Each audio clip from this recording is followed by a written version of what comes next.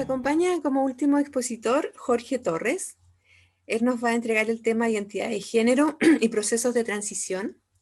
Él es médico cirujano, especialista en psiquiatría, coordinador del programa de identidad de género del Hospital El Pino y psiquiatra de Espacio Seguro, primer centro de salud dedicado al acompañamiento de mujeres y disidencias, diplomado en sexualidad de la Escuela Transdisciplinaria de Sexualidad, diplomado en adolescencia en la Universidad Católica, cursando actualmente un máster en sexología clínica de la Universidad de Almería, docente de las carreras de medicina, Universidad Andrés Bello, Universidad Católica del Maule, experiencia en acompañamiento a población sexualmente diversa desde 2015. Además, durante los meses de enero y marzo del 2018 realizó una estancia formativa en la Universidad de Identidad de Género del Hospital Ramón y Cajal de Madrid, España. Jorge, ¿puedes compartir Hola, tu pantalla? ya, vamos a probar esto. El audio, imagino que lo tienes, Ahí perfecto, se ve muy bien se la ve, ya, presentación. súper. Em, ¿Se escucha como bajito? Ahí, ¿se escucha Ahora mejor? sí, Sí, ya, ahí te escucho bien. súper. Bueno, Bienvenido, entonces, Jorge. Muchas gracias. gracias. Gracias a ustedes por la invitación. Creo que siempre es importante abordar estas temáticas en todas las áreas donde uno se desenvuelve. Bueno, vamos a hablar sobre la identidad de género y los procesos de transición. Yo entiendo que ya han tenido una mañana con hartos conocimientos, ¿cierto? Estos conceptos que se han ido entregando. Igual algo de eso vamos a reforzar. Eh, Siempre me gusta partir con esta frase porque muchas veces uno tiende a minimizar a veces o a conformarnos con el yo no discrimino, o el como que yo acepto todo. Y en realidad creo que es muy importante que mientras la gente no perciba el daño, a veces irreparable, que la discriminación produce en la vida de las personas, puede existir una propensión a trivializar el fenómeno, a considerarlo negativo, pero no especialmente grave, a verlo en todo caso como la expresión de simples actitudes individuales políticamente incorrectas, pero intrascendentes, y no como un problema que conduce a la exclusión social. Creo que es súper importante cuando uno trabaja con poblaciones disidentes, comprender que esos comentarios aislados que uno puede escuchar, uno que puede decir como, ah, pero es su opinión, no es solo una opinión. Son justamente hechos que finalmente conducen a la exclusión social de ciertas personas y que es importante que nosotros atajemos a tiempo. ¿De qué estamos hablando cuando hablamos de identidad sexual? A raíz de esto mismo de las opiniones personales, creo que también es súper importante entender que eh, no solamente se trata de opiniones personales cuando uno trabaja con población sexualmente diversa, sino que también hay hechos concretos o acuerdos concretos que debemos respetar como ciudadanos de Chile. Y en ese sentido, la identidad sexual es un aspecto fundamental en el ser humano y que es un derecho humano básico reconocido por distintos tratados internacionales, tanto de la ONU como del Sistema Interamericano de Derechos Humanos, como por ejemplo la Declaración Universal de los Derechos Humanos, el Pacto Internacional de los Derechos Civiles y Políticos, el Pacto Internacional de los Derechos Económicos, Sociales y Culturales, la Convención Internacional de los Derechos del Niño, la Declaración Americana de Derechos y Deberes del Hombre, Convención Americana de Derechos Humanos, Principio de Yoga Carta. Todos esos tratados han sido firmados y ratificados por Chile en distintos momentos, por lo tanto, esto no es solamente algo de voluntades, sino que es importante comprender que Chile se ha comprometido a respetar la identidad sexual de las personas, al menos en estos tratados, pese a que en lo concreto todavía falten muestras de que eso efectivamente está ocurriendo. Además de que nos ampare ese marco legal de lo que el Estado chileno debe hacer, todos los organismos internacionales que se dedican a salud también han manifestado la posición de la salud para el acompañamiento de población sexualmente diversa. Y al respecto, la APA de psiquiatras, la APA de pediatras, de psicólogos, la OMS y la OPS resaltan la necesidad de tener un mayor conocimiento de la población de la diversidad sexual para poder hacer intervenciones que sean de calidad y adecuadas. Eso implica emplear la terminología adecuada, planificar de manera adecuada y posteriormente poder intervenir y tratar de manera adecuada. Yo sé que ustedes ya hablaron de la identidad sexual en general, pero como resumen, ¿cierto? Sabemos que la identidad sexual se construye en base a distintas categorías identitarias. Tenemos por un lado nuestra dimensión biológica, que es el sexo que se nos asigna al nacer en base a nuestras corporalidades, y desde lo biológico podemos ser machos, hembras o intersexuales, ¿verdad? Tenemos por otro lado nuestra dimensión motivacional, es decir, nuestra atracción hacia quien yo me siento atraído en el plano sexoafectivo, y eso nos da nuestra orientación sexual. Y tenemos también nuestra identidad de género, que es cómo yo me siento y cómo yo me percibo a mí mismo. Y además de eso tenemos un cuarto elemento que es la expresión de género y que es finalmente lo que yo decido mostrar al resto. Existe un quinto elemento también de la construcción de la identidad sexual, que son las atribuciones de género, que es lo que la gente nos atribuye a raíz de lo que ve de nosotros. Y para poder hablar de los procesos de transición y de la identidad de género, es necesario reforzar el concepto del género propiamente tal. Nosotros ya sabemos, ¿cierto? Hoy día lo han visto, que el género es un constructo social. Es lo que nosotros como sociedad hemos ido construyendo sobre lo que es ser hombre o ser mujer en esta sociedad chilena. Si yo les preguntara cuál de estos es el hombre, probablemente la mayoría me diría que este, ¿cierto? La pregunta del género o qué es el género nos va a responder el por qué asumimos que estas piernas son las piernas masculinas y estas son las piernas femeninas. Tenemos chat, ¿verdad?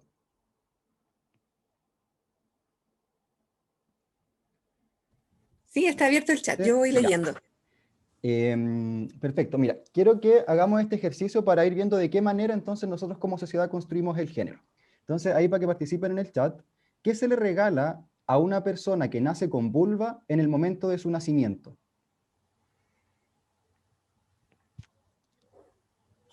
Cositas rosadas, Ya, las ropitas rosadas. ¿Qué más? una muñequita, algo, no sé, Ya, amarillo. Pueden ir en el chat. Ah, espérame. vayan participando ahí en el chat si pueden. Falta uno, es la ropita rosada y algo más. A las personas con vulva se les hace algo más cuando nacen. Los aritos.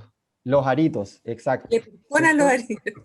Se le ponen los aritos. Aritos, aros, A aros, una persona con pene, ¿qué se le regala al momento del nacimiento? algo celeste. ¿Cierto? La ropita celeste. Fíjense, desde ese momento, desde el nacimiento, ya hacemos una diferencia en base a las corporalidades, porque parece ser que las corporalidades con vulvas podemos tomar decisiones sobre su cuerpo y perforamos ese oído. No así con las personas masculinizadas. Ahí respetamos la independencia del cuerpo del otro y no tomamos decisiones para perforar o no sus cuerpos. Eso ya marca una diferencia. ¿Qué se le regala a una persona con vulva a los 5 años? La muñeca. La Muñecas. muñeca. ¿Qué tipos de muñecas se le regalan? Bellas, Con faldita. delgadas. ¿Cómo? Con Barbies, cosas de Barbies. cocina, Ya. bebés. Eso, hay dos tipos de muñecas, se le regalan las Barbies y se le regalan las muñecas, como las de bebé, ¿verdad? Con cochecito y todo. Ya, dijeron cosas de cocina. ¿Qué más se le regala a los 5 años?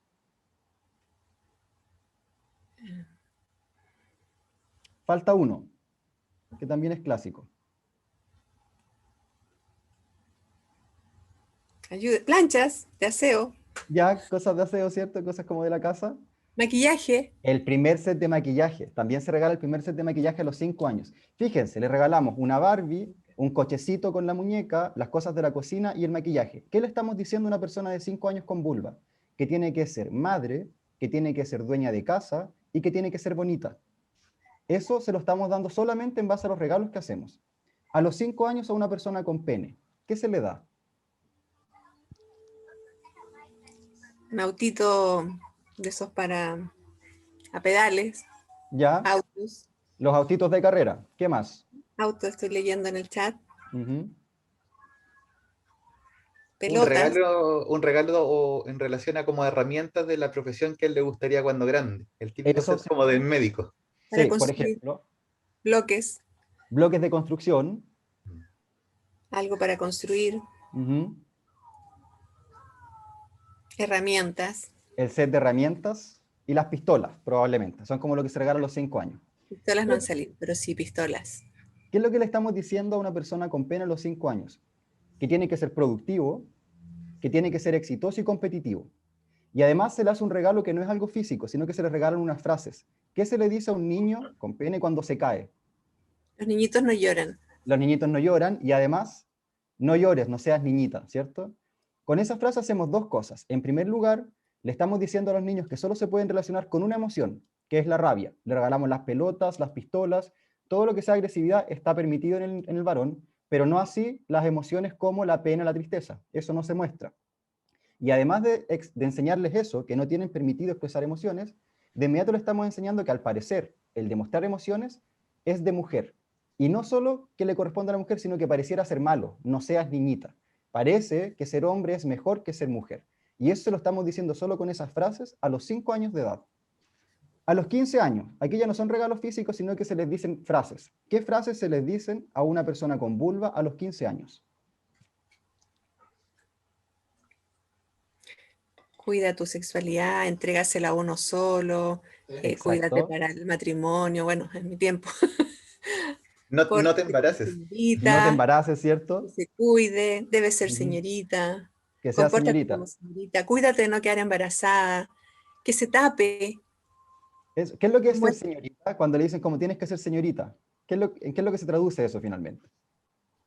No hables muy fuerte, no grites, no, como... no te rías fuerte, Exacto, como que no se expresen fuerte, ¿cierto? Tienen que estar como muy calladas, muy sumisas, muy como contenidas siempre. cierre las piernas, Exacto. Ahí ropa y les dejé. maquillaje, no digas garabatos. Sí. Eso se le dice a una persona a los 15, y incluso en algunos momentos ya se le empieza como a enseñar a cocinar o hacer cosas de la casa para que después cuando tenga pareja sepa hacer las cosas. Eso también como que empieza a esa edad. No tengas opiniones, ser educada. Sigo Por- leyendo. Eso, porque pareciera cierto que ser señorita tiene que ver con eso, con el no poder manifestarme una opinión personal, no poder mostrarme como soy, asumir cierto rol de contención principalmente. A una persona con pene a los 15 años, ¿qué se les dice? Algunos padres antiguamente los llevaban ya para iniciarse sexualmente. Claro, aquí igual se les dice que se cuiden, ¿cierto? Pero aquí el cuidado es como usa condón y prueba, Se, experimenta. hui- A se, diferencia cui- de, a diferencia de las personas con vulva a los 15 años, que el cuidarse es no te entregues a cualquiera. ¿Qué más? Sé winner, búscate polola, conoce mujeres, no tengas una polola típico y la polola, hazte hombre. Ujú. Exacto, ya. Aparte de lo que tenga que ver con el tener polola o muchas pololas, ¿qué más se les dice o qué más se les exige a los 15 años? En términos académicos, por ejemplo. Compite, es el mejor. Sea el mejor, ¿cierto? Ojalá que esté en alguna agrupación deportiva y que sea como el capitán. Como que seguimos reforzando la competitividad en el hombre y en la mujer el rol más de contención y de ser más contenida. A los 30 años, ¿qué se le ya exige, o a los 35 quizás, qué se le exige o qué se espera de una persona con vulva a los 35 años? Que esté casada, que tenga hijos. ¿Cuándo se ¿Ya? casa? Cuando ya Ujú. se casa, ¿cuándo tiene hijo? ¿Y para cuándo el hijo? ¿Qué más se le exige? Cásate, Aparte de estar casada y ser madre. que no se te pase el tren. Eh, Me imagino que tenga, no sé si tener una profesión, será como siempre, trabaja, que no se te pasen, que se quede en casa, que se vea bien, Ya, se tener, le sigue, eso, cuídate de las arrugas, le sigue exigiendo verse bien, ¿cierto? Se le exige que sea madre, que sea esposa y que sea dueña de casa, y además hoy en día se le exige que trabaje, o si no es una mantenida. Porque después de las olas feministas, la mujer consiguió el derecho a voto, consiguió el ingreso al mundo laboral, pero no consiguió desligarse de las labores domésticas, asumió doble pega. Y hoy en día vanagloriamos, ¿cierto?, a las madres como, hoy madre, gracias porque nos das todo, etcétera, el día de la mamá, bla, bla, bla. Pero en realidad lo que estamos haciendo ahí es sostener esa esclavitud hacia la mujer de no poder soltar las labores domésticas, pero además tener que rendir con las labores laborales, para que no sea una mantenida. con el teletrabajo, yo creo que eso se ha notado. O sea, se ha notado muchísimo con el tema del teletrabajo, cómo puede haber una pareja, ¿cierto?, heterosexual, hombre y mujer en la casa, ambos con teletrabajo, pero el espacio laboral del hombre se permite mucho más reservado, se le resguarda, mientras es la mujer la que tiene que estar con las cosas del colegio de los niños online y además cumpliendo con sus labores online de teletrabajo, ¿cierto? A los 35 años a una persona con pene, ¿qué se le exige?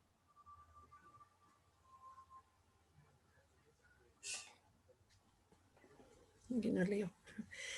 Que ya tenga una profesión, que ya que gane plata, cargos de poder, tener jefaturas, tener 21 pololas, Exacto, un auto deportivo, que sea exitoso en términos profesionales y monetarios, ¿cierto? Se le exige que esté relacionado sexoafectivamente con una o más mujeres. Eh, se le exige ser padre.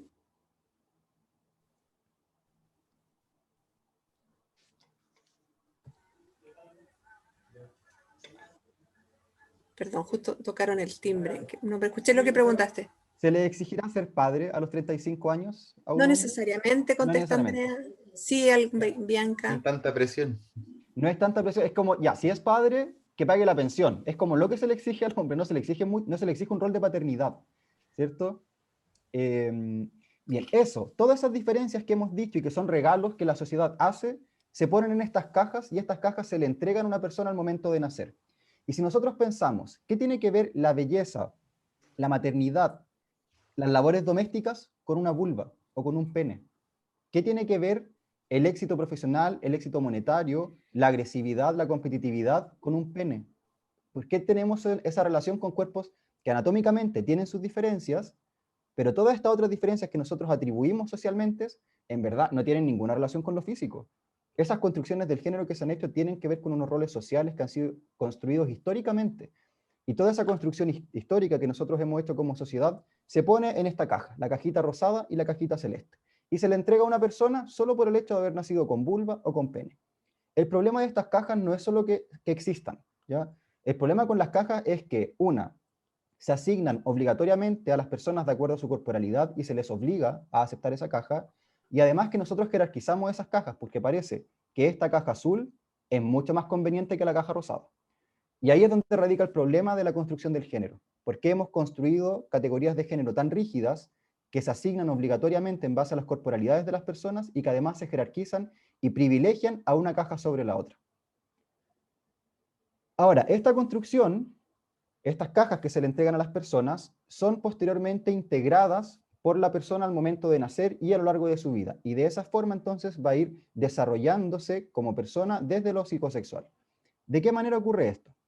Nosotros sabemos que la identidad de género corresponde a la vivencia interna e individual del género tal como cada persona la siente profundamente, la cual puede corresponder o no con el sexo asignado al momento de nacimiento, incluyendo la vivencia personal del cuerpo y otras expresiones de género, como la vestimenta, el modo de hablar, los modales. Existen muchas aproximaciones para comprender cómo se construye la identidad de género. Y eso solamente da cuenta de que la formación de la identidad de género implica muchas variables que ocurren de manera simultánea en una persona. Hay muchas teorías al respecto. Yo les voy a mostrar una que a mí me gusta porque es más práctica y más fácil de comprender, pero no es la única. La identidad de género es un proceso que ocurre de manera activa, ¿sí? No es que nosotros entreguemos la caja, como tomamos la caja, se la entregamos a la persona y eso sería, sino que el niño o la niña o la niñe utiliza a las demás personas para poder definirse a sí mismas. De esa forma, las niñas desarrollan una visión genérica de ellas mismas y de sus relaciones con las otras. ¿De qué manera? En primer lugar, diferenciando los géneros. Ok, entiendo que hablan de niños y de niñas. Hay cierta diferencia. Luego, asocio comportamientos. Los niños y los hombres hacen estas cosas, las niñas y mujeres hacen estas otras cosas. Y finalmente, reconociendo el propio género y empiezo a actuar en función del género que yo reconozco. ¿De qué manera ocurre esto a lo largo del ciclo vital? En general, durante los primeros 2 años de vida ya se establece la identidad de género, que es, yo hago esta diferencia, ¿cierto? Entiendo que hablan de niños y de niñas, y me siento perteneciente a uno de esos dos grupos. Me siento perteneciente al grupo de los niños o al grupo de las niñas. De los 3 a los 5 años aparece lo que se llama la estabilidad de género, que es cuando comprendo que el niño se va a convertir en hombre y que la niña se convierte en mujer, porque el género es algo estable en el tiempo. Y finalmente, de los 6 a los 7 años, aparece lo que se denomina la constancia de género, que es cuando comprendo que mi género permanece igual independiente de las conductas que yo tome. Por ejemplo, yo voy a seguir siendo hombre independiente de que me coloque una falda. La falda no me convierte en mujer, ¿sí? Entonces, si bien es cierto, la constancia de género ya aparece hacia los 7 años de edad, la identidad de género, el saberme parte de uno de los dos grupos como género construido socialmente, el sentirme parte de los niños o de las niñas, eso se establece en los primeros años de vida. Hay autores que dicen que cuando emerge el lenguaje, las personas ya son capaces de decir si soy niño o soy niña. Eso es mucho antes de comprender las diferencias de los cuerpos, mucho antes de comprender para qué sirve el pene, para qué sirve la vulva, ¿cierto? Porque no tiene que ver con lo corporal, tiene que ver con lo que yo he crecido viendo a nivel social y cómo las diferencias sociales están tan marcadas y rígidas que me ofrecen ese mundo tan binario para que yo me adapte y me integre a uno de esos dos grupos. Y de nuevo, no tiene que ver con lo corporal, sino que tiene que ver con lo que como sociedad hemos construido. Entonces, normalmente en los primeros ya, al tercer año de vida, por lo general, la mayoría sabe si es hombre o mujer. Y si yo les preguntar a ustedes cuándo supieron si son hombres o mujeres, la mayoría va a responder siempre, nunca me lo cuestioné mucho, como que siempre fui hombre, ¿cierto? Independiente de saber cuándo me gustó alguien, porque nuestra orientación sexual ocurre posteriormente, nuestra identidad con la orientación sexual aparece en general hacia la adolescencia media.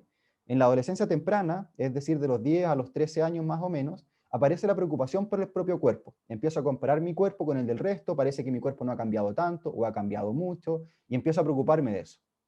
Y además aparecen las primeras fantasías sexuales, que pueden ser homoeróticas, heteroeróticas, con muchas personas, con pocas personas, etc.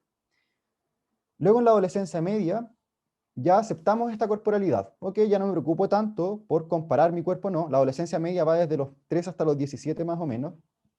Y es aquí cuando ya se toma conciencia de la orientación sexual y comienzo a involucrarme en relaciones de pareja. Empiezo a probar tener relaciones de pareja.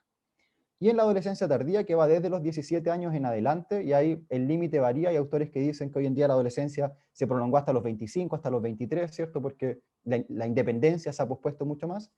Y ya en la adolescencia tardía hay una tendencia clara a tener relaciones de pareja más íntimas y más estables en el tiempo. Entonces, nuestra identidad con el género aparece en la más temprana infancia, a diferencia de nuestra identidad con la orientación sexual, que suele aparecer en la adolescencia. Ahora, todo esto, todas estas categorías identitarias de orientación sexual, identidad de género, expresión, etcétera, las edades donde ocurren, etcétera, todo es muy dinámico. Y eso también es importante comprenderlo, el hecho de que la mayoría de las personas a los 3 años ya sepan si son hombres o mujeres, no quiere decir que todas las personas obligatoriamente a esa edad lo tienen claro. Lo mismo con la orientación sexual. El hecho de que nosotros digamos normalmente aparece hacia la adolescencia media, no quiere decir que hay que esperar a la adolescencia media para que una persona se defina en cuanto a su orientación sexual. Eso puede pasar antes o puede pasar mucho después. Todas estas construcciones son dinámicas y están en constante cambio porque nosotros como seres humanos estamos en constante cambio. Por lo tanto, no podemos rigidizarnos tampoco entre tanto concepto y tanta categoría, porque la diversidad sexual justamente no es rígida, sino que es muy diversa. Ahora, estos dos como procesos de construcción identitaria, nuestra construcción identitaria con la identidad de género y con la orientación sexual, nos permite decir, yo soy hombre, soy mujer, o no me identifico ni como hombre ni como mujer, ¿cierto? Y ahí empieza la construcción de las personas que se enmarcan dentro del no binarismo, o nos permiten decir, a mí me gustan las mujeres, los hombres, ambos, o me da lo mismo si son hombres o mujeres, etc. Pero eso no es lo mismo que decir, yo soy lesbiana, soy gay, soy bisexual, soy trans, soy queer, etc. Y eso es porque la construcción identitaria de una persona como parte de la comunidad LGBTI+, atraviesa otra serie de etapas, que son las etapas de la construcción identitaria de la sexualidad diversa. ¿Cuáles son estas? Primero tenemos una etapa de confusión. Parece que me gustan los hombres, y entiendo que a la mayoría de los hombres les gustan las mujeres. Algo raro pasa conmigo, ¿qué es esto? ¿Qué me está ocurriendo? ¿Por qué me gustan los hombres? Etcétera. Luego paso a comparar la identidad. Ya, de alguna parte entendí o escuché que el hecho de que a mí me gusten los hombres me convierte en una persona homosexual. Entonces, yo soy gay, pero ¿qué significa para mí ser gay? ¿Qué significa para mi mamá que yo sea gay? Para mis amigues que yo sea gay. ¿A cuántas otras personas gays conozco? Y empiezo a comparar mi identidad en base a los referentes que la sociedad me ofrece. Luego aparece la tolerancia. Es como, bueno, es lo que me tocó, soy gay. Y posteriormente la aceptación. Ya, entiendo que soy gay, pero además sé que no soy el único. Hay más personas que están atravesando esto igual que yo, no soy la única persona a la que le pasa, etc. Luego viene la etapa del orgullo, que es cuando me sobreidentifico con esta categoría identitaria. Asumo que mi identidad sexual es lo más importante de mi vida y por lo tanto es como, hola, soy Jorge, soy gay, voy a todas las marchas y me sobreidentifico con esa única característica mía. Y posteriormente llegamos a la síntesis de la identidad, que es cuando comprendo que la identidad sexual es importante, pero no es lo único que me define. Entonces en el discurso es, hola, soy Jorge. Y después cuando estemos hablando les puedo decir, ah, bueno, sí, yo tengo pareja hombre, o tengo vulva, soy un hombre trans. Aparece posterior en el discurso porque entiendo que no es lo único que me define, sino que es una de las tantas características que tengo como persona.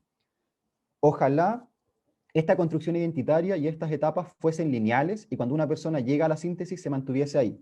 Pero ¿qué ocurre? ¿Qué pasa si una persona, por ejemplo, una chica trans, llega a la síntesis de la identidad, comprende que ser trans no es lo único que la define, que tiene muchas otras características en su vida y dice, ya, voy a empezar a hacer mi vida, voy a ir a trabajar, no sé qué, y estando en la calle, la agreden físicamente, le pegan y le gritan cosas? Claramente esa persona que estaba en síntesis de la identidad puede volver a comparar la identidad, qué significa para este grupo de personas que me agredió que yo sea trans. ¿Qué significa para Chile que yo sea trans? O cuando se discuten, por ejemplo, temas como matrimonio igualitario, adopción homoparental, ¿qué significa para el Estado de Chile y para la sociedad chilena que yo sea gay? ¿Por qué no puedo tener los mismos derechos que otras personas? Y por lo tanto puedo pasar de haber estado en síntesis a comparar de nuevo mi identidad. Y empiezo ahí, ¿qué significa para el resto? ¿Por qué marcan estas diferencias? ¿Qué significa para mis entornos? ¿Qué significa para mis amigos? Y vuelvo acá. Y puedo pasar entonces de la comparación al orgullo o de la comparación a la aceptación y voy saltando de una de estas etapas en otra. Por eso el objetivo siempre de una persona que hace acompañamiento a población sexualmente diversa es intentar ofrecer todas las herramientas posibles para que la persona logre la síntesis de la identidad y se mantenga en la síntesis de identidad el mayor tiempo posible, pero entendiendo que son categorías que están en directa y estrecha relación con los entornos sociales, por lo tanto van a ser fluctuantes en el tiempo. El problema está cuando hablamos de esta etapa, la comparación de la identidad. ¿Con quién comparamos? ¿Con qué comparamos cuando somos niños, por ejemplo? Y en general nos damos cuenta que existe falta de referentes tanto en la niñez, en la adolescencia y en la adultez. Si uno lo piensa, incluso en los sectores de salud, siempre uno asume que todos nuestros profes, ¿cierto?, en la universidad eran heterosexuales. Y yo tengo recuerdos de las clases de mi universidad que terminaba la clase y el profe en la última diapo, una foto de él con su señora de vacaciones, por ejemplo. Jamás vi una foto de algún profe que fuese gay con su pareja. Y evidentemente tengo que haber tenido algunos profesores que eran gay o lesbianas, pero eso no se muestra. Los únicos referentes que tenemos como posibilidad en todas nuestras etapas son personas heterosexuales y cisgéneros. Si yo lo pienso en mi infancia, tampoco recuerdo haber tenido referentes de personas gay, más allá quizás el peluquero que trabajaba en la esquina, ¿cierto? Que quizás era como lo conocido culturalmente en las comunidades, o las personas trans que ejercían la prostitución. No habían más referentes. Eso hace que, por ejemplo, el primer amor en la comunidad sexualmente diversa se posponga hasta en 10 años. En general, los primeros enamoramientos suelen ser cuando uno está como en quinto básico. En las personas LGBTIQA+, eso puede ser cuando uno está en tercero o cuarto medio. Se atrasa muchísimo. Además, el no tener referentes limita una construcción identitaria sana. Por ejemplo, en el programa de identidad de género, de repente nos ha pasado que algunas chicas llegan a los 23 años, ingresan al programa, y nos dicen, pucha, es que yo en realidad antes no quería decir que yo era trans, porque todas las trans son prostitutas, y yo no soy prostituta, entonces yo no era trans. Entonces, la ausencia de referentes de personas trans tampoco le permitía a esa persona reconocerse a sí misma como persona trans, porque asumía que las únicas personas trans que existían eran las que ejercen el comercio sexual. Y además propicia la integración de prejuicios, y eso puede hacer que aparezca la LGBTI-fobia internalizada, homofobia internalizada, transfobia internalizada, bifobia internalizada, lesbofobia internalizada, que es, en palabras simples, yo tomo todos los prejuicios que la sociedad me entrega de las personas, por ejemplo, homosexuales, y yo lo interiorizo y creo eso mismo. Por lo tanto, podemos tener discursos de personas gays que nos van a decir, yo soy gay pero me gustan los hombres, no los hombres afeminados. Eso habla, por ejemplo, de homofobia internalizada. O yo soy gay y por lo tanto, como soy gay, nunca voy a tener una relación estable porque todos los hombres son promiscuos y son infieles. Eso también habla de homofobia internalizada, la creencia de que no es posible el amor en pareja. O de las personas trans, por ejemplo, todas las personas trans tienen que ejercer la prostitución, por lo tanto yo no soy una persona trans. Todas esas cosas hablan de LGBTI-fobia internalizada y son producto de lo que la sociedad nos ha entregado como referentes.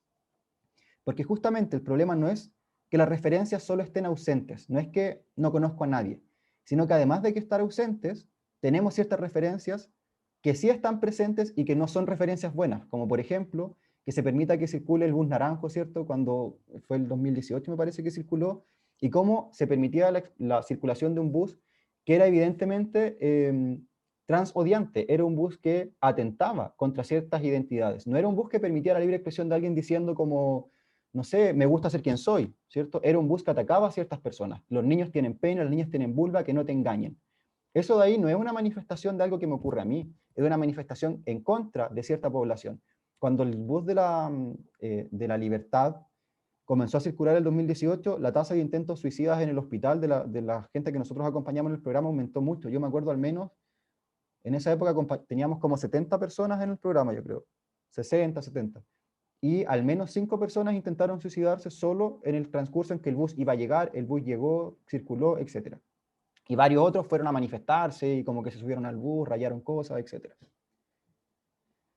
Tenemos también que en la televisión, ¿cierto?, aparecen personajes como el Pastor Soto cuando pisó la bandera de la diversidad sexual, o tenemos a candidatos a constituyentes como la Teresa Marinovich o precandidatos presidenciales, ¿cierto?, que también en su Twitter hacen uso de su derecho a manifestar sus opiniones, pero haciendo uso de opiniones que son altamente homofóbicas, transfóbicas, bifóbicas, etc. Por lo tanto, cuando una persona con esas situaciones de poder, con esas posiciones de poder, manifiesta públicamente discursos de odio, eso también impacta negativamente en la construcción de las identidades de las personas. ¿Cómo yo me voy a atrever a decir abiertamente quién soy cuando veo que personas con tanto poder manifiestan este tipo de cosas y son avaladas y son como aplaudidas quizás por cierto grupo poblacional? Eso genera miedo, genera muchas cosas. Entonces, no es solo que no tengamos referentes de la diversidad sexual, sino que además existen referencias negativas de la diversidad sexual. Y eso claramente impacta en las corporalidades que son oprimidas, porque las corporalidades oprimidas comparten ciertas experiencias. En general, no solo la comunidad LGBTIQ+, sino todas las comunidades, todas las corporalidades que son oprimidas, como por ejemplo los cuerpos migrantes, racializados, etcétera, atraviesan un proceso que es el proceso de estigmatización. El proceso de estigmatización ocurre, en primer lugar, se etiqueta a la persona. Ok, esta persona es trans, es lesbiana, es gay. A raíz de esa etiqueta, a esta persona se le empiezan a asignar ciertos estereotipos. Todos los gays son de estas formas, entonces como yo le puse la etiqueta de gay a la persona, asumo que esa persona es con todas estas características que nosotros podemos decir de la comunidad gay. O de las lesbianas, ¿cierto? La lesbiana tiene que ser amachada, que tiene que ser no preocupada por la belleza física, que son más hombradas, como que uno hace todo un listado de características de la persona. Y eso son solamente en base a la asignación de estereotipos por una única etiqueta que se le puso a la persona. Luego de asignar estos estereotipos, a la persona se la separa del resto de la comunidad. Y no solo se la separa, sino que al separarla, de inmediato hacemos que pierda un estatus. Esta persona que tiene esta etiqueta, que tiene estos estereotipos, es distinta a mí, y no solo es distinta, sino que es menos que yo. Y eso ya comienza a establecer estas dinámicas de poder. Y eso finalmente es lo que lleva a todas las experiencias de discriminación a las que se ven enfrentadas las comunidades LGBTIQ+, y u otras corporalidades oprimidas, como les digo. Esto que ocurre en el proceso de estigmatización es lo que finalmente da pie a todas las experiencias discriminatorias que viven las personas que son de comunidades más violentadas. Ahora, ¿por qué es importante que hablemos de las identidades de género desde salud? Porque en algún minuto la salud se adueñó de las identidades trans. ¿Cómo las identidades de género fueron entonces construidas como categorías psicopatológicas? En realidad, cuando uno va a ver la historia, el fenómeno de lo trans está reflejado en todas las culturas y a lo largo de todos los tiempos. Existen una infinidad de documentos que hacen referencia y que sugieren la existencia de personas trans en toda la historia de la humanidad. Tenemos, por ejemplo, Hermafrodito de la cultura grecorromana.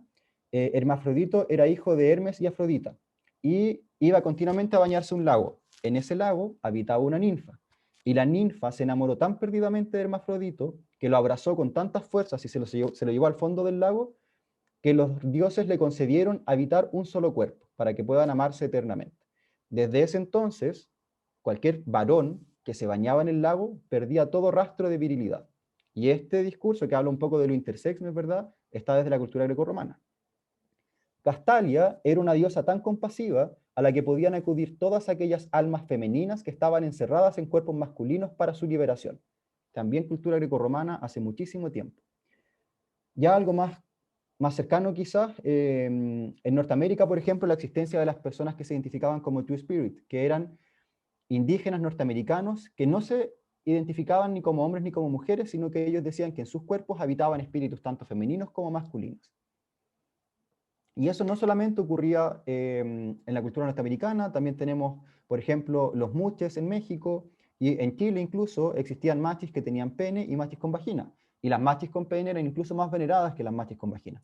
Entonces, los cuestionamientos en torno a la construcción hombre-mujer como conceptos de género es algo que ha existido siempre.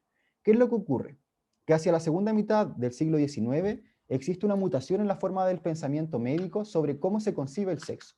Entonces empezamos a contemplar la presencia de características psíquicas que juegan un papel importante en la forma en que cada persona hace uso de su sexo.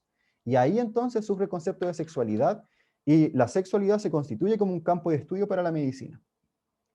Con el furor de las ciencias modernas, surge como el interés por clasificar y observar. Entonces empezamos a separar primero partimos con plantas, separamos plantas, las encerramos, las miramos. Después hacemos lo mismo con animales, encerramos los animales, observamos las conductas y asumimos cosas. Y posteriormente surge el hospital psiquiátrico y encerramos a las personas, miramos las conductas de las personas y a raíz de eso empezamos a como redactar ciertos nuevos tratados. Entonces la sexualidad, y más específicamente los gustos sexuales, se convierten en un referente esencial y privilegiado para clasificar salud y enfermedad. Y la orientación sexual, la inclinación sexual, se aísla como un referente a partir del cual se va a medir la norma y qué es lo que va a estar desviado de la norma. Al hacer posible la intelección de la sexualidad, lo hacemos ya como un campo de estudio, algunas identidades de género se empezaron a convertir en signos de normalidad y otras en signos de anormalidad. En el año 1910, Eugene Steinach hace experimentos en animales y consigue, mediante los intercambios de gónadas, que aparezcan características sexuales de hembras en machos y de machos en hembras. A raíz de este experimento surge la endocrinología como una rama más de la medicina y se atribuye a sí misma la esencia del sexo. Dice, ok, como el sexo está ligado a las hormonas, es algo que nos corresponde a nosotros como endocrinólogos. Todo el sexo se reduce a lo hormonal, entonces. Posteriormente, empieza a aparecer ya en el año 1920, por primera vez se emplea la palabra transexual, pero era para designar una manifestación de lo que en ese entonces se llamaba hermafroditismo. Recordemos que el hermafroditismo no existe en la condición humana porque implica la existencia de dos órganos genitales femeninos y masculinos, pero que además tenga la capacidad de fecundarse. Y eso no existe en el ser humano. Nosotros hablamos de intersexualidades.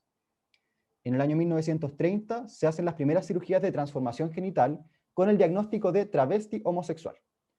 Luego en el año ya 49 aparece el concepto de transexualismo como una manifestación de la psicosis. Decían como las personas transexuales son personas que están psicóticas. Y en el año 1960 aparece este personaje que es Harry Benjamin, que dice, la transexualidad es un diagnóstico, sí, pero no tiene nada que ver con la homosexualidad, ni con el travestismo, ni con la psicosis. Él dice, la transexualidad es un diagnóstico médico, son personas que nacen en cuerpos equivocados y que por lo tanto requieren la ayuda médica para modificar sus cuerpos en consonancia de su psiquis. Y si bien es cierto, es muy patologizante igual su forma de verlo, él igual permitió grandes avances en la medicina para el acompañamiento de la población trans, las primeras cirugías, los primeros como protocolos ya de hormonización en población trans, se creó el centro de Harry Benjamin, que fue el primer centro que se dedicaba al acompañamiento de población trans. Entonces, pese a que fue altamente patologizante, igual contribuyó mucho en las técnicas que hoy en día se emplean para poder acompañar a personas trans, sobre todo a nivel del tránsito corporal. Y recién en el año 1980, la transexualidad entra en las listas de las psicopatologías con la publicación del DSM-3. Desde que las identidades trans ingresan al DSM, lo único que permanece constante son los cambios que han tenido dentro del mismo manual. Entonces, le han cambiado el nombre de transexualismo, hoy en día llegamos a disforia de género, se han cambiado la sección, primero eran desórdenes psicosexuales, después en trastornos que aparecen en la infancia, así, y hoy en día tiene un apartado especial que es para disforia de género. Y también se ha cambiado cuáles son los criterios para hacer estos diagnósticos. Entonces vemos que ingresa en 1980, pero es un diagnóstico que se ha mantenido en constante cambio. Hoy en día, el único diagnóstico que existe a nivel de salud mental para hacer referencia a las personas trans es disforia de género. Algunas personas trans viven en un estado de insatisfacción general derivada del hecho de tener la evidencia permanente de ser alguien que su cuerpo no expresa de forma plena. Y eso obviamente va a estar reforzado, fundamentado en experiencias de violencia y discriminación, tanto familiares, institucionales y sociales. Esas personas que sufren a causa de su vivencia trans son las personas que en teoría presentarían disforia de género. Disforia de género no es un diagnóstico para toda persona trans. Disforia de género es un diagnóstico que se emplea solamente en aquellas personas que sufren a causa de su vivencia trans, y ahí nosotros podemos decir que tienen disforia de género. Sin embargo, la existencia de este diagnóstico en los manuales diagnósticos sigue perpetuando la patologización de las identidades, porque, por ejemplo, una persona que es migrante y que sufre a causa de la migración no tiene un diagnóstico exclusivo que diga disforia del migrante, o disforia de ser mujer en Chile, porque en Chile se sufre a causa de ser mujer. Seguimos discriminando a las personas o patologizando ciertas identidades a causa del sufrimiento por ciertas características puntuales. Por lo tanto, igual es un término que hay que mirar con una postura bien crítica y que yo espero y creo que eventualmente va a terminar saliendo de los manuales diagnósticos. Es un poco lo que pasó con los diagnósticos de homosexualidad. Antiguamente la homosexualidad también era un diagnóstico psiquiátrico. Después de ser un diagnóstico como la homosexualidad es lo enfermo, dijeron ya, no hay nada malo con ser homosexual, pero hay ciertas personas homosexuales que sufren a causa de ser homosexuales. Y esas personas entonces tenían el diagnóstico de homosexualidad egodistónica. Y después ya dijeron, no, en realidad, como no tiene nada que ver, entonces saquemos nomás de los manuales diagnósticos la homosexualidad. Yo creo que va a pasar un poco lo mismo con el diagnóstico de disforia de género. Y si bien es cierto, entonces la salud se apropia de las identidades, además tenemos que dar respuesta, porque existe un contexto que es vulnerado para personas trans. Al respecto, la OPS del 2010 dice que existencia de problemáticas producto del aislamiento, la exclusión social y la invisibilización, las personas trans están expuestas a un mayor riesgo de contagio de ITS, sufrimiento físico y psíquico por negligencia o violencia familiar o por bullying escolar, tienen más índices de ansiedad, depresión, suicidio, uso de drogas tanto lícitas como ilícitas. Da lo mismo los estudios que uno busque. En general, cualquier estudio que uno busque en cualquier página, en cualquier buscador cierto científico, nos va a arrojar trazas de suicidio en población trans que van de un 23 a un 47 a un 50%. En términos comparativos, la probabilidad de ideación e intento suicida es 7 veces más en jóvenes LGBTI que en su contraparte no LGBT. 7 veces más. Y eso puede aumentar hasta 13 veces cuando hay rechazo a nivel familiar. En general, más del 50% de los adolescentes trans ya han intentado suicidarse antes de cumplir 20 años. En Chile las cifras no son muy distintas. El 56% de la población trans ha intentado suicidarse. Esto es una encuesta que realizó la OTD el año 2017. Y de ese 56% que intentó suicidarse, el 84% lo hizo antes de los 18 años de vida. Por lo tanto, cuando la ley de identidad de género no quería contemplar a menores de edad, era una ley que llegaba tarde. El 84% de las personas trans que se intentan suicidar lo hace antes de los 18. Y fíjense que tenemos un 9% de personas trans que intentan suicidarse antes de los 10 años de vida. O sea, tenemos niñas de 8, 9 años que se han intentado suicidar a causa de las constantes vulneraciones a las que están expuestas en nuestra sociedad. Y podemos decir, bueno, pero igual Chile está cambiando, ¿cierto? Hay más apertura. Sí, es cierto, hay más apertura, pero también se ha visto un incremento en las denuncias por violencias hacia la comunidad sexualmente diversa a lo largo de los años. En general se vio un aumento desde el 2012 en adelante porque ese fue el año que salió la ley Zamudio, pero podemos ver que las agresiones en general han ido en ascenso en este último periodo. Entonces, ¿cómo podemos acompañar? Las personas que se identifican como trans realizan tránsitos. Hay que sacarse de la cabeza que las personas trans nacieron en cuerpos equivocados. Las personas trans nacen en cuerpos que están bien, pero nacen en sociedades equivocadas que no les permiten ser quienes son. Y de esa forma, entonces, las transiciones son transiciones hacia una forma en la que yo me exprese de una manera en la que yo me sienta tranquilo conmigo mismo. No necesariamente tiene que estar ligado a modificar mi cuerpo. Por lo tanto, las transiciones son una experiencia que es personal. Hay distintas maneras de transitar de acuerdo a las distintas subjetividades personales. Y es siempre una decisión. Que una persona nos diga que es trans no necesariamente va a ir de la mano con que esa persona quiera hacer un proceso de tránsito. Y vamos a tener tránsitos más bien de la índole social, que puede incluir cambios en la apariencia, en los pronombres, en los nombres, etc. Y tránsitos a nivel médico-corporales, como las hormonas o las cirugías. En general, los cambios o los tránsitos a nivel médico-corporal tiene 3 tipos de intervenciones. Tenemos intervenciones totalmente reversibles, como por ejemplo el bloqueo del eje hormonal. Yo suspendo el eje hormonal para que la persona no exprese caracteres sexuales secundarios, y eso, si en algún momento yo suspendo el bloqueo del eje, como la cascada hormonal va a ocurrir de manera habitual y por lo tanto va a expresar los caracteres sexuales secundarios. Hay intervenciones que son parcialmente reversibles, como por ejemplo los tratamientos de hormonación cruzada, cuando yo uso testosterona para masculinizar un cuerpo o estrógenos para feminizar los cuerpos, y de eso van a haber algunas características que puedan ser revertidas en el caso de que la persona suspenda la hormonación y otras que no van a revertir. Y vamos a tener intervenciones físicas irreversibles como las quirúrgicas, que pueden comprender implantes mamarios, mastectomías, pueden incluir cirugías de reconfirmación sexual, como por ejemplo la genitoplastía feminizante o masculinizante, las cirugías de voz, cirugías faciales, etc. En realidad hay muchas intervenciones a nivel corporal, tampoco es la idea que uno se las sepa todas, pero sí es importante saber que existen procedimientos que pueden ayudar a que una persona que tiene ciertas molestias a nivel corporal a causa de su identidad trans pueda acceder a ellas para que pueda modificar su corporalidad. Sin embargo, hay otras cosas en las que sí podemos ayudar más. Aquí ninguno de nosotros, supongo, es endocrinólogo o cirujano. Entiendo que la mayoría debe ser dentista o profesional de la salud, ¿cierto? Más ligado a eso. Y hay cosas que sí podemos hacer, como por ejemplo, ayudar en las transiciones a nivel social. El tránsito social es un juego entre lo que yo empiezo a expresar con mi género y cómo la población me empieza a atribuir el género deseado. Entonces es un juego, cómo yo voy equilibrando mi expresión en base a las atribuciones de género que me hacen las otras personas. ¿De qué manera acompañamos estos tránsitos sociales? Mediante algo que nosotros llamamos la postura afirmativa. Uno puede hacer psicoterapia afirmativa, que para eso hay que ser psicoterapeuta o psiquiatra especializado en psicoterapia afirmativa, pero también uno puede ser un terapeuta con postura afirmativa, y no necesariamente hacer la psicoterapia. ¿Y qué es lo que se exige, por así decirlo? ¿Cuál es la premisa de la postura afirmativa? Trabajar desde la frase, ser de la manera en la que tú eres, está bien. Tal como tú eres, estás bien, y yo te voy a acompañar en eso, y te voy a apañar en que tú logres expresarte como eres. ¿Qué es lo que implica trabajar desde un enfoque afirmativo? En primer lugar, ser autocrítico. Es súper importante comprender que ser cisgénero y o heterosexual implica un privilegio social. O sea, es un privilegio el hecho de que yo sea heterosexual o cisgénero, porque eso ya me posiciona en un lugar distinto a nivel social. Y eso nos va a permitir empezar a reconocer todos los estereotipos de género propios de vivir en una sociedad heteronormada y binaria. O sea, yo tengo 32 años viviendo en una sociedad heteronormada binaria. Evidentemente sé que estoy cargado de prejuicios y estereotipos, y cada vez que estoy hablando, por ejemplo, doy charlas, etcétera, me escucho y digo, de nuevo metí las patas, de nuevo dije algo que no tenía que decir, de nuevo actué o hablé en base a la heteronorma y el binarismo, porque claramente crecimos en una sociedad que nos enseña eso.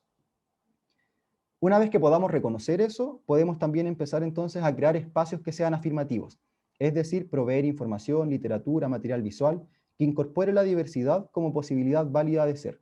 Y eso obviamente implica el uso de un lenguaje que sea afirmativo. Si una persona nos dice, yo soy una persona trans no binaria, me identifico con el pronombre ella, debemos hacer el esfuerzo de hablar con la E. Yo normalmente, como fueron años sin hablar con lenguaje inclusivo, cuando me topo con alguien que me dice que es no binario, yo lo que hago es pedir disculpas desde antes. Mira, voy a intentarlo, no estoy tan acostumbrado al uso del lenguaje inclusivo, pero voy a hacer mi esfuerzo. Entonces, si se me sale entre medio una O o una A, te pido disculpas desde ya, pero prometo que voy a hacer el esfuerzo de intentar respetar tu pronombre. Y de esa manera uno igual se manifiesta afirmativo, pese a que en el discurso quizás de repente se mezcle una O o una A entre medio. También es importante que la información y el material visual estén disponibles, o sea, que en las salas de espera, por ejemplo, esté la bandera de la diversidad, esté la bandera trans, para mostrar que estos espacios son espacios seguros de atención. Nosotros en el hospital, casi toda la gente de salud mental, andamos con pines de la bandera gay o de la bandera trans en nuestras puertas credenciales. Y solo eso, solo haber empezado a mostrar que somos personas que trabajamos de una postura afirmativa, permitió que personas que, por ejemplo, se trataban hace 5 años en el hospital en psiquiatría, múltiples intentos suicidas, múltiples hospitalizaciones, después de ver que la bandera estaba circulando de manera más como habitual en el hospital, fue capaz de decirle a su tratante, sabéis que en realidad yo era una persona trans, pero no lo quería decir porque pensé que me iban a decir que estaba enfermo. Entonces, fueron 5 años de terapia de una persona en la que no lo develó hasta que el simple hecho de colocar imágenes le hizo entender que era un espacio seguro de atención. ¿Qué es lo que hace un terapeuta afirmativo? Habla en diversas instancias acerca de su postura afirmativa LGBTI, no solamente con los pacientes o con las personas que nos consultan, sino que lo hablan con sus amigues, con sus familias, con colegas, con clientes, con todas las personas. Cuando alguien se tira un comentario que es medio homofóbico, que es transfóbico o que está disfrazado de talla, colocar el alto y decir, oye, ¿sabéis qué? Como que no me parece, ese meme ya no corresponde, ¿cachai? Un meme que puede ser considerado altamente transfóbico, bifóbico, etcétera, como, ¿para qué? Se pueden hacer otro tipo de tallas. Un terapeuta afirmativo conoce la red LGBTI disponible en la comunidad. Eso es súper importante porque de pronto hay cosas que escapan a nuestras áreas de atención, como yo no voy a hacer un acompañamiento hormonal, por ejemplo, pero sí es importante que sepa dónde puede acudir la persona para eso. Si una persona me dice, pucha, sí, soy trans, decirle, mira, sabéis que conozco estas agrupaciones, estas sociedades te pueden orientar más, como ofrecerle esos espacios también. Un terapeuta afirmativo combate la opresión heteronormativa, no solamente como combatir contra la sociedad heteronormada, sino contra nuestra propia heteronorma, que eso está súper marcado. Cada vez que nosotros hacemos preguntas, como por ejemplo, ¿tienes pololo?, de inmediato estamos asumiendo una orientación sexual. O cada vez que no le preguntamos a la persona cómo quieres que te llame, cuál es tu nombre social, o qué pronombre quieres que te diga, estamos asumiendo identidades. Entonces, eso también es súper importante combatirlo. Un terapeuta afirmativo reconoce que cada persona tiene una historia única, una personal manera de enfrentarse a sí mismo y de mostrarse a los demás. Cada persona es única y cada persona se va construyendo a sí misma. No porque una persona nos diga que es trans, tiene que hacer un tránsito hacia una princesa Disney o hacia un camionero. Los tránsitos pueden escapar del binarismo. Una persona puede transitar y transitar, por ejemplo, hacia ser una mujer más masculinizada y no hay ningún problema en ello. Un terapeuta afirmativo reconoce las diferencias entre orientación sexual e identidad de género, que es algo básico y que no todos lo conocen. Y usa la terminología correcta. Y si en realidad tenemos dudas, pregunta. Uno puede preguntar, oye, ¿sabes qué? Yo soy demisexual. ¿Sabes que nunca había escuchado eso? ¿Qué es? Cuéntame. Ah, ya, qué bien. Y siempre desde el aprendizaje y no desde la patologización.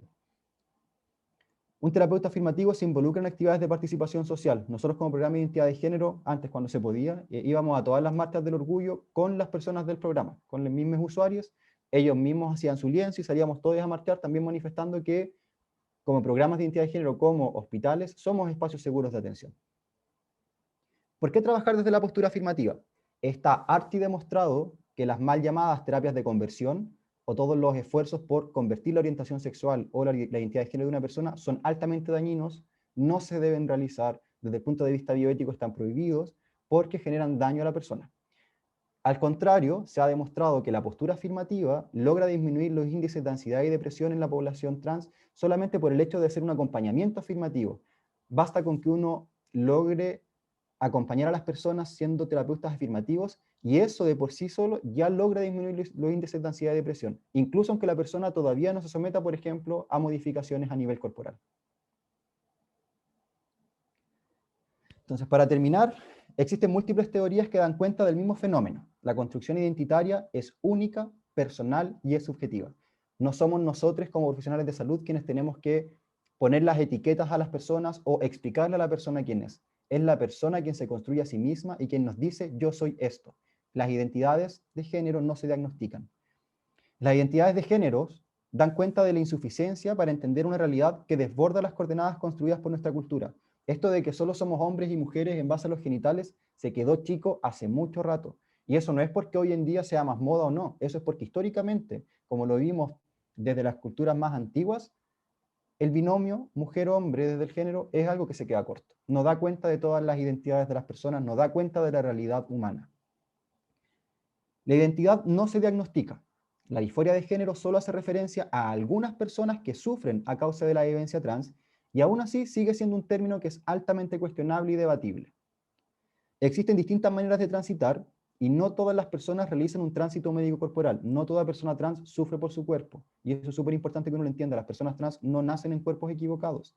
Las personas trans nacen en sociedades que están equivocadas en la forma en la que concebimos el género.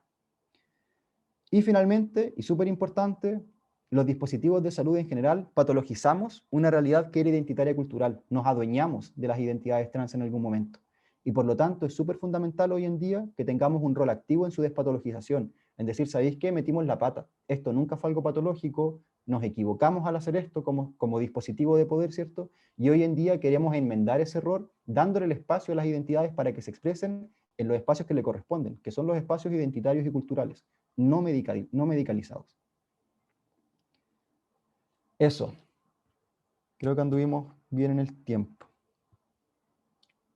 No sé si tienen preguntas. Muy bien, te iba a interrumpir, Jorge, pero estábamos tan interesante tu charla, así que, pero justo estuviste en los 13:10. Súper. No hay preguntas en el chat, pero me imagino que ya somos un grupo cercano, hemos estado toda la mañana compartiendo, así que la doctora Cordero, le voy a habilitar el audio para que pueda emitir su pregunta. Doctora, ahí. Ya. ¿Me escuchan? Muy bien. Gracias, sorry. Hoy estoy súper chascona, pero porque Te ves bella. recién levantado. Estuve todo este rato escuchando mientras hacía las cosas en la casa, así que por eso estoy así. Hoy está súper interesante todo lo que, bueno, en realidad lo que han estado conversando todos durante la mañana, así que mis felicitaciones a todos los expositores. Yo he estado súper entretenida escuchándolos, he aprendido muchas cosas. Y me gustaría preguntarte una cosa que a lo mejor, no sé, desde mi ignorancia siempre pregunto, prefiero quedar como ignorante que como que despejar mi duda. Puede que hayan veces que las personas trans tengan problemas posterior a sus operaciones, con sus órganos sexuales. ¿Quién ve eso? Quizás suene medio raro, pero no sé si hay ginecólogas especializadas o personas así, o son las mismas personas. Eso. Normalmente hay que diferenciar. Lo que suele ocurrir son complicaciones a nivel de procedimiento quirúrgico, por ejemplo, y que eso lo suele ver el cirujano o la cirujana que hizo la cirugía. Como que normalmente ellos son quienes ven las complicaciones, que suelen ser complicaciones porque, por ejemplo, la persona... las cirugías para modificación genital, la genitalización la genitoplastía feminizante o masculinizante, en general las masculinizantes no quedan tan bien. No hay todavía intervenciones tan buenas. Y eso ha hecho que la población de trans masculinos, por lo general, no busque tanto esa cirugía. Entonces, las personas trans masculinas, las hormonas, como que les generan muchos cambios, y es muy bacán la hormonación en personas trans masculinas, pero la cirugía no rinde muy bien. En las personas trans femeninas, las hormonas no generan tanto cambio, pero las cirugías genitalizantes quedan muy bien hechas. Hay una técnica muy, muy buena. Entonces eso ya marca una diferencia importante y hace que las expectativas en intervenciones para masculinizar los genitales como que no son muy altas. La gente sabe que no van a hacer cirugía, en general son más bien estéticas nomás, pero no son tan funcionales, etc. Entonces las complicaciones que pueden haber en las masculinizantes tienden a ser complicaciones más bien del procedimiento quirúrgico porque en realidad las expectativas no son tan altas, entonces no hay mucha más queja, por así decirlo. Las feminizantes, como quedan tan bien, ahí de repente hay quejas, pero es porque las feminizantes requieren que la persona, por ejemplo, esté dilatándose permanentemente. Y hay personas que no se dilatan y eso puede hacer que la neovagina, la vagina construida nueva, se cierre, se atrofie, no esté tan como con el diámetro adecuado. Entonces, todas esas cosas en general quienes las manejan son los mismos cirujanos que hicieron las intervenciones. Dime. Y en el caso que fueran, por ejemplo, enfermedades de transmisión sexual.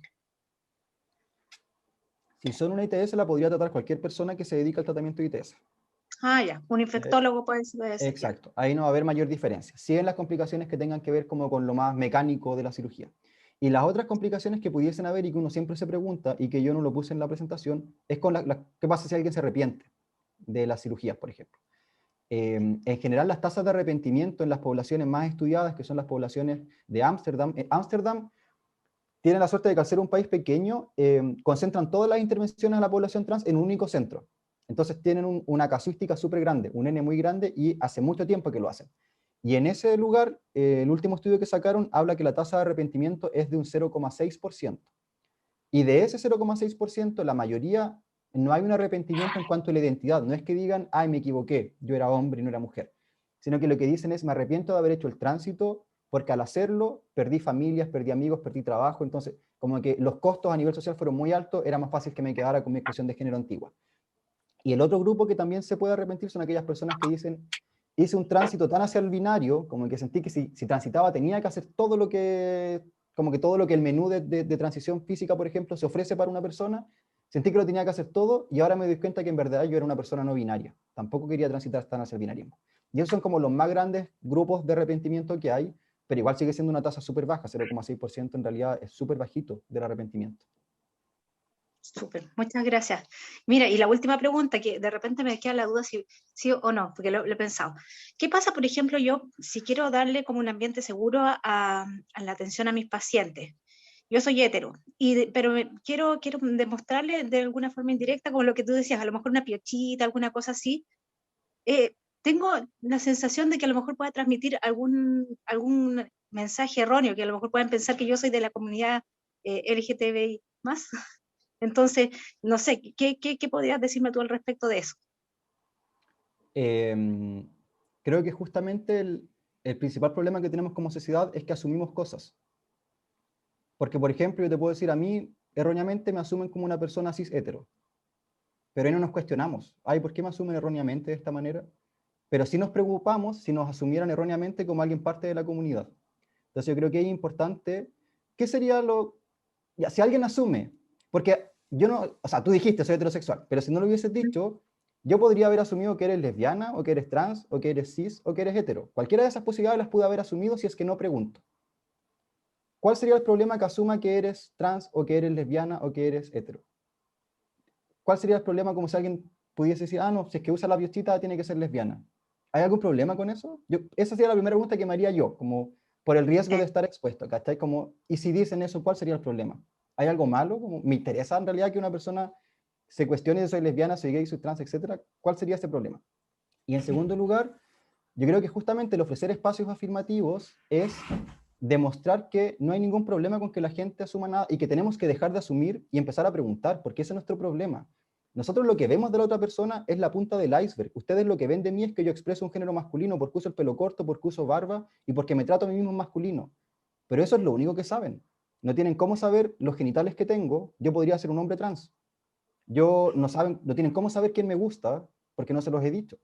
Entonces, el problema está en que asumimos solo en base a lo que vemos y tenemos que aprender a dejar de asumir y empezar a preguntar si es que es relevante, porque tampoco se trata de que le andemos preguntando a todos los genitales que tienen, pero sí es importante que le preguntemos a las personas cómo quieres que te llame. Entonces yo creo que las cosas concretas que uno puede hacer para mostrarse como un espacio afirmativo es, ya, ok, si te da cosa usar la piochita, pega la bandera en la sala de estar o en tu box. Eso ya va a mostrar que este espacio físico es un espacio seguro. Pregunta, cuando hagas tus entrevistas, pregunta, ¿tienes pareja? En lugar de preguntar si tiene pololo o polola, porque así no asumes género. Estás preguntando, ¿tienes pareja? ¿Cómo se llama tu pareja? Yo lo que hago es preguntar, ¿tienes pareja? Incluso pregunto, ¿has tenido pareja? Porque nosotros asumimos que todas las personas tienen que tener algún vínculo sexoafectivo y de inmediato invisibilizamos a toda la comunidad de asexuales y arománticas, que son personas que no experimentan atracción sexoafectiva por otras, y que eso no hay ninguna patología tampoco en eso. Entonces yo pregunto, ¿has tenido parejas? ¿Te interesa tener parejas? Si es que sí hay un interés, ok, ¿cómo se llama? ¿O cómo se llama tu pareja o tu expareja? ¿Te gustan mujeres, hombres? ¿Te da lo mismo? Y eso yo lo integré en mi anamnesis general, a cualquier persona se lo pregunto. Y a todas las personas también les pregunto, ¿cómo quieres que te llame en este espacio? ¿Cómo quieres que te diga? A mucha gente le parece raro así como Jorge, obvio, si es mi nombre, pero a otras personas eso ya les da el espacio para decir, ¿sabéis que no me gusta mi nombre? Yo quiero que me digan de esta forma. Y ahí a veces pregunto, ¿y con qué pronombre? Femenino, masculino, neutro. Y ahí también dicen, no, femenino, masculino. Entonces, esos gestos que pueden ser súper concretos también hablan de que esto es un espacio seguro. Algunas personas no van a entender esas preguntas, no van a, ¿por qué me hacen estas preguntas? Y ahí uno puede también aprovechar esa instancia para decir, ¿sabéis por qué lo pregunto? Porque hay personas a las que su nombre no les gusta. Las personas trans, por ejemplo, o las personas que tienen rollos con su nombre, porque tampoco hay personas a las que no les gusta su nombre de frentón, y también existe nombre social para esas personas. Entonces, esos simples cambios ya nos muestran como terapeutas que nos desempeñamos desde un lugar afirmativo. Y yo creo firmemente, y lo he visto también en los espacios donde yo trabajo, que los apoyos visuales, eso igual ayuda harto. El mostrar que este es un espacio seguro, el uso de la bandera de la diversidad, de la bandera trans, el que cuando tenemos diarios murales y hay fotos de familias, aparezcan familias, por ejemplo, homoparentales, eso ayuda muchísimo porque uno llega y dice, oye, parece que aquí es un espacio donde se permite ser quien uno es. En nuestro hospital, por ejemplo, tenemos algunos murales que han pintado los mismos usuarios de salud en general, de salud mental en general, no solamente del programa, y en casi todos esos murales está la bandera en alguna parte. Y los mismos usuarios ya se acostumbraron a pintarla porque saben que es parte de nuestro lugar de trabajo. Y eso también ayuda muchísimo. Muchas gracias, me quedó súper claro. Tenemos otra manito levantada, Paula Lavé tiene el audio y tenemos en el chat 2 preguntas más, yo creo que con eso cerramos. Hola, muchas gracias Jorge, me encantó tu presentación y me gustaría saber si existe algún lugar o el curso está disponible para capacitarse como terapeuta positivo, ¿era así? ¿Afirmativo? Afirmativo, sí. Está la Pink Therapy de Londres, que tiene un curso online. Eso ¿Ya? eso es como lo más oficial que existe para ser efectivamente un terapeuta. La Pink Therapy es como lo que da origen a las terapias afirmativas y es un tipo de psicoterapia ya que lleva harto tiempo funcionando. Surge principalmente desde varones o sea, desde varones cis homosexuales que empiezan a instaurar un tipo de psicoterapia enfocada en hombres gay, y de ahí empezó como a expandirse más hacia otras diversidades. Y hoy en día ya tiene como centros que se dedican a la Pink Therapy, etc. Entonces, si uno lo quiere hacer formalmente, esa sería la vía. Las otras opciones siempre son formarse en sexología, que por lo general la sexología tiende a ofrecer también estos espacios de postura afirmativa, siempre que no sea una sexología muy medicalizada, que también igual hay centros formadores de sexología súper como desde la disfunción eréctil, cosas así, ¿cachai? Pero hay. Esas serían como las alternativas más oficiales. Perfecto. Me gustaría poder hacer una recomendación y algo que a mí me sirvió mucho como para poder entender todo lo que experimentan las personas trans es la serie Pose. Se escribe Pose, que está en Netflix, tiene 2 temporadas, va a salir la tercera, y lo bueno igual que tiene es que es interseccional. Entonces lo trata mucho desde el punto de vista de la comunidad afrodescendiente, también la comunidad latina, y no sé, la encuentro buenísima y a mí me ha ayudado mucho porque como mujer sí, eh, como que desde el feminismo pasa mucho que una vive esta contradicción de qué es ser mujer, se puede transitar a hacerlo, eso. Muchas gracias. Sí. Hoy en día, afortunadamente, hay muchas más referencias en series de las que había antes. Yo, claro, Pose, la serie de La Veneno también, pues si alguien la quiere ver, es súper buena. Y también moviliza mucho, genera muchas cosas de esa serie, porque es un personaje mucho menos higienizado, por así decirlo, muestra cosas mucho más crudas y que también ocurren en la comunidad trans. La Veneno era una mujer trans que crecía la prostitución y por lo tanto hay hasta otras cosas también ahí que uno puede mirar, pero en general nos permite mirar un poquito más allá. Pose es súper buena igual lo recomiendo. Ahí voy a dejar el link del centro de Pink Therapy, que son los que forman oficialmente a las personas que se dedican a la terapia afirmativa. Bien, en el chat hay una pregunta de Vladimir Guzmán, no sé si lo nombré bien. Quiero preguntar sobre el proceso de una persona trans en cuanto que dicen que tiene que ir a un psicólogo antes del endocrinólogo. ¿Crees que eso debería estar obsoleto o hay una buena razón de hacer que una persona trans vaya primero al psicólogo? Lo digo en cuanto a que a veces los chicos trans tienen que casi pautear esa clase de entrevista. Yo estoy en contra de los pases psiquiátricos para intervenciones a nivel corporal. Yo, como mi escuela, por así decirlo, fue en Madrid cuando yo hice mi pasantía allá.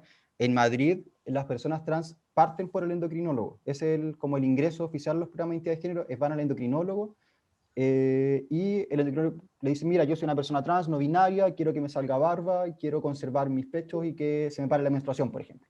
Y ahí el endocrino trata de hacer un poco de magia para, ok, vamos a intentar lograr esto.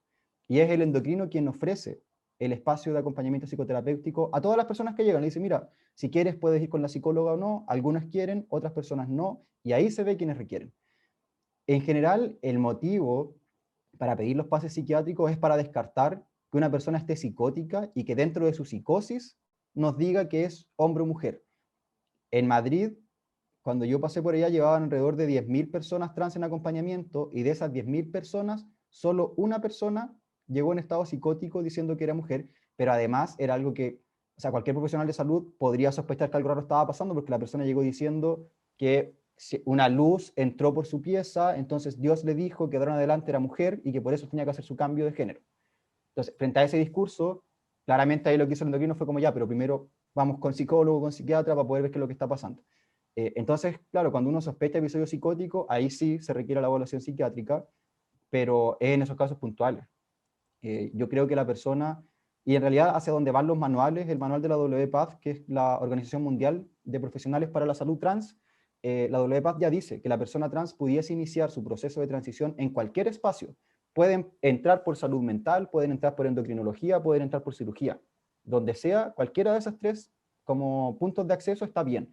Y que ahí es la persona quien puede ir solicitando las otras intervenciones y uno como profesional igual puede ir sugiriendo si ve que algo no anda muy bien, mira, podríais quizá ir a psicólogo, yo creo que te iría bien, etc. Entonces, a mí me hace más sentido esa vía, en que la persona ingrese a los programas como ella, al dispositivo al que la persona desea acceder y que desde ahí surjan las necesidades de salud y desde ahí se haga el acompañamiento. No creo en los acompañamientos como recetas de cocina. No es que una persona ingrese conmigo y yo lo tenga que llevar inmediato después de 2 meses de evaluaciones psicológicas al endocrino, después de 2 años a cirugía, porque los tránsitos son únicos. Es la persona quien define cómo transitar, cuándo transitar y con quiénes transitar. Bien, una última pregunta del chat. Lorena Jara, como profesional, ¿declarar ser transafirmativo sirve o no es correcto? Sí, sí, o sea, hay personas, mira, depende mucho de la forma en la que uno trabaje. Yo nunca he dicho en el discurso, así como yo soy un terapeuta transafirmativo al inicio de mis sesiones. Porque aplico otras herramientas de la transafirmatividad y de como la terapia afirmativa en general, como el uso de las imágenes. Yo siempre ando o sea, mi puerta credencial tiene la bandera, más las piochas, las preguntas que hago siempre son desde un enfoque más abierto y no asumiendo cosas del otro y siempre preguntando por los intereses del otro. Hay algunas personas que hacen tienen una forma de entrevistar que es más estructurada y que lo incluyen dentro de su discurso habitual. Como este es un espacio transafirmativo en el que toda persona puede expresarse y también está bien. Entonces yo creo que cualquier forma en la que se exprese la transafirmatividad va a estar bien siempre y cuando sea una transafirmatividad que sea real. Como no solamente decir soy transafirmativo y después de inmediato hacer una pregunta heteronormada, ¿cachai? Porque ahí igual uno queda como, bueno, ¿qué transafirmativo era? Pero sí sirve, todo lo que sirva para que la persona sienta que es un espacio seguro, eso va a ser útil.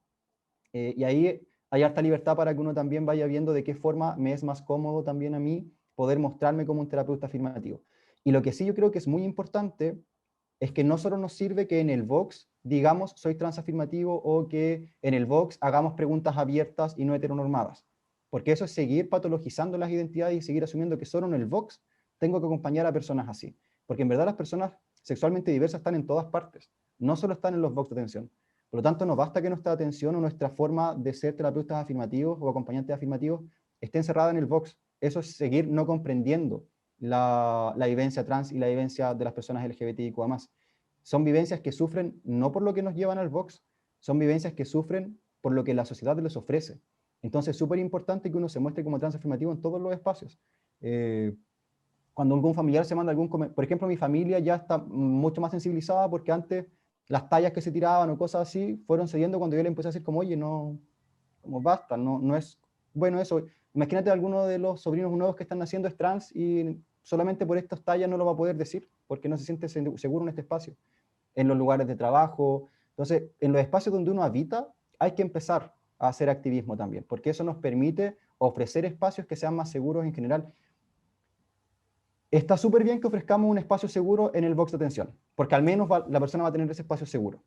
Pero si en verdad nos comprometemos con una salud segura para la población, es importante que llevemos los espacios seguros a lo social, no solamente a los box de atención. Muchas gracias. Le vamos a pasar el cierre a la doctora Andrea Cerón, que tiene su mano levantada. Sí, no, era algo cortito. Dejé un libro en particular sobre lo que hablaba Jorge en relación a cómo podemos seguir ciertas pautas prácticas para que nuestra sala de espera sea inclusiva, para que capacitemos al personal, desde el personal de seguridad que tal vez va a ser la puerta de entrada del paciente a la consulta, los funcionarios, recepcionistas, profesionales, etcétera. Es del 2019 y tiene parte de lo que mencionó en relación a que en la sala de espera yo tengo que declarar para que sea un espacio seguro, para que la familia que viene tal vez con el niño y el adolescente también vea que esto es un espacio donde eso está tratado de manera segura y de manera más respetuosa, en el sentido de que no va a ser, no te van a tratar, no te van a discriminar, porque muchas veces lo que sucede con los pacientes es que tienen mucho miedo a que los discriminen o a volver a pasar por una situación de discriminación y por ello no acuden a los servicios.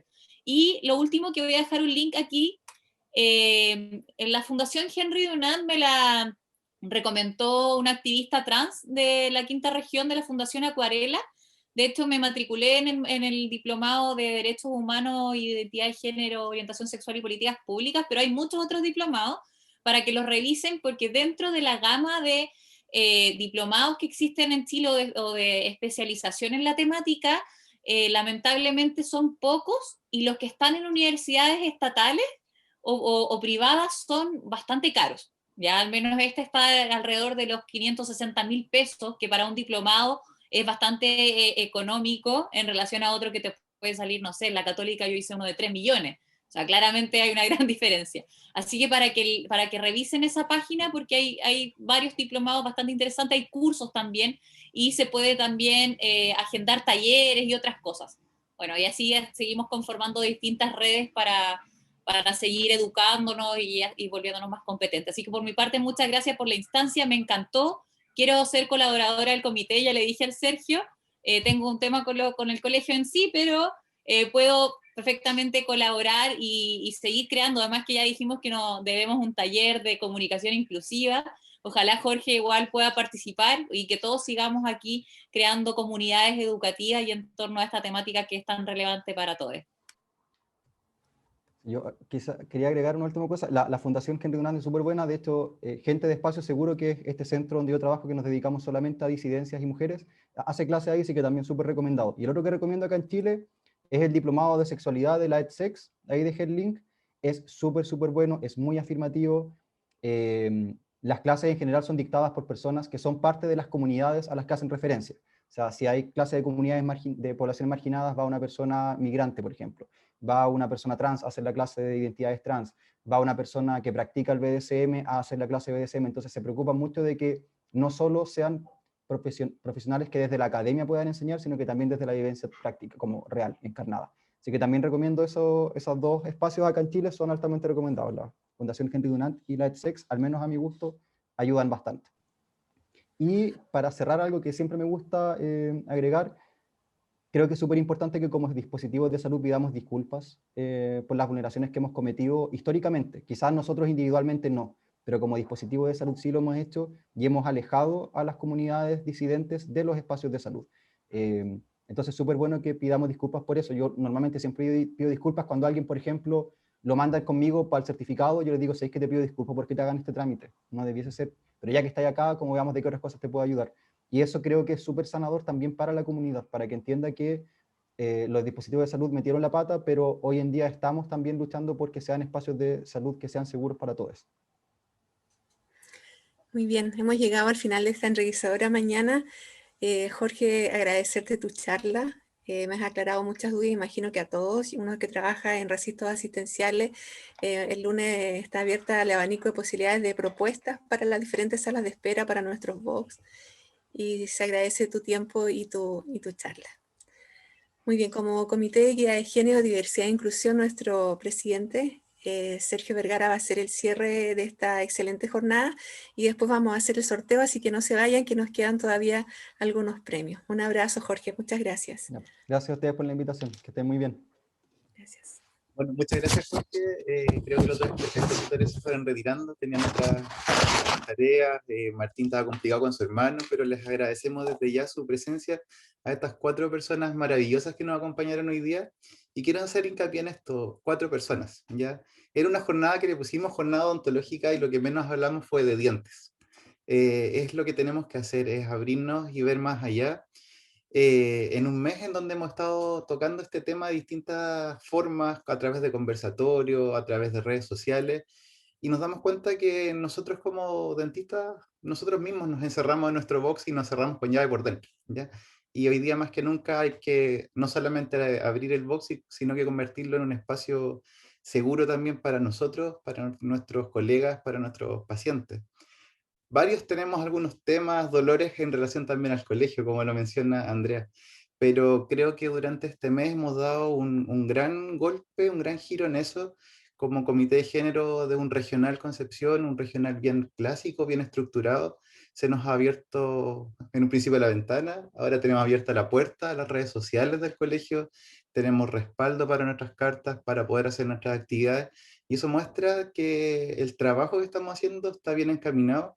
Y es un respaldo para poder seguir haciéndolo, no solamente en temas de diversidad sexual, sino que en temas de inclusión, de personas en situación de discapacidad, colegas que tienen orígenes, ¿cierto?, de alguna etnia y también están siendo discriminados, han tenido situaciones en su vida para ir abarcando estos temas. Y creo que lo más importante que hemos visto durante este mes, sobre todo, es la conformación de redes, ¿ya? Como hay pequeñas células a nivel de todo el país trabajando por lo mismo, y eso tenemos que mancomunarlo y sacar más cosas adelante. Así que les agradezco a estas 4 maravillosas personas que nos acompañaron hoy día, que les mandamos un mensaje muy informal por WhatsApp a los 4, y los 4 al tiro dijeron sí, vamos, y nos ayudaron a coordinar esto sin ningún peso de por medio, han sacrificado su sábado para estar acá hoy día, y también a todos los presentes hoy día. No somos muchos para toda la difusión que hicimos, pero cada uno de nosotros tiene que hacer correr sus redes, hacer microactivismo en sus casas, almorzar ahora y comentar lo que escucharon aquí el lunes en la mañana con los colegas en el primer café, comentar lo que escuchamos en esta jornada y así transmitir este mensaje bonito que es un mensaje de justicia y de amor. Un saludo para todos.